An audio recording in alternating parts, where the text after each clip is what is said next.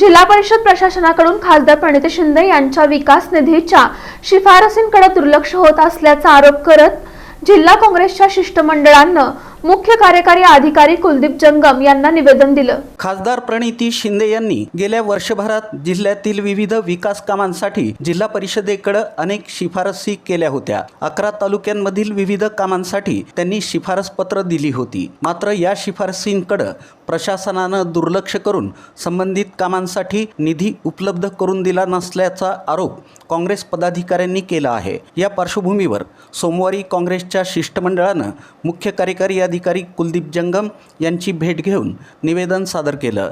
येत्या सोमवारपर्यंत खासदारांनी केलेल्या शिफारशींप्रमाणे विकास कामांसाठी निधी न दिल्यास जिल्हा परिषदेसमोर आंदोलन करण्याचा इशारा जिल्हाध्यक्ष सातलिंग शटगार आणि तालुकाध्यक्ष भारत जाधव यांनी दिला। वर्षभरामध्ये खासदार साहेबांच्या शिफारशीने बरीचशी पत्र ह्या ठिकाणी या जिल्हा परिषदेमध्ये आले।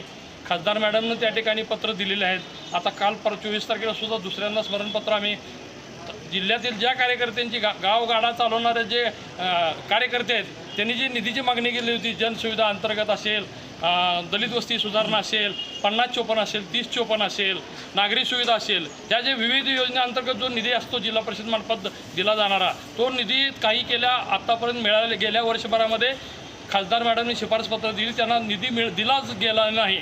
आणि आता आम्हाला असं कळतं की आता मार्च एंड संपत आला आहे, 1-2 दिवसावर आला आहे, निधी नाही असं समजलं जात आहे। तर हा दुजाभाव कशासाठी, तो जाब विचारण्यासाठी आम्ही शिव साहेबांना आता सुरुवातीला त्यांना भेटलो, बोललो, त्यांचा सत्कारसुद्धा आम्ही केला की हे कार्यक्षम अधिकारी आहे। परंतु प्रशासनाला काम करत असताना हा पक्षाचा आहे त्या पक्षाचा असं न बघता जे गावगाडा चालवणारे जे प्रतिनिधी असतात त्यांच्या पत्र आणि लोकप्रतिनिधी केंद्र सरकारचा प्रतिनिधी म्हणून खासदार प्रणितीताई शिंदे आहेत, त्यांचा जो पत्रव्यवहार आहे तो पत्रव्यवहाराला केराची टोपली दाखवली का असं म्हणावं, असं म्हणण्याची वेळ आली असं म्हटलं तर वावगं ठरणार नाही।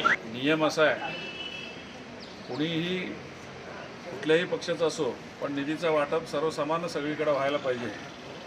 विकासाच्या दृष्टिकोनातून विचार केलात तर वाड्या असू द्या, वस्त्या असू द्या, गाव असू द्या, कुठेही असू द्या, पण निधी वाटप करताना दुजाभाव होता कामा नये। पण या ठिकाणी मात्र कुठंतरी दुजाभाव झालेला आहे किंवा होत आहे असं वाटतं आहे। म्हणून आज आम्ही ताईंच्या माध्यमातून त्यांच्या सूचनेनुसार शिष्टमंडळ आम्ही आज शिवसाहेबांना भेटलो आणि त्यांनी वेगवेगळ्या कामाची माहिती आम्ही दिली, पत्रव्यवहार झालेलीची माहिती दिली, त्यांना आम्ही मदत दिलेली आहे। 1 आठवड्याच्या आत निधी द्यावा असे आम्ही विनंती केलेली।